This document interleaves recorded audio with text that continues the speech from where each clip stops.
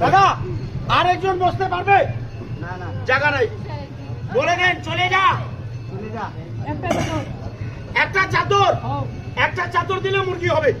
এই যে দেখেন চাদর, একদিকে আপনি একদিকে আমি, সোজা করে বাচ্চাটাকে ঢাকেন, টানেন টানেন, এইভাবে করেন।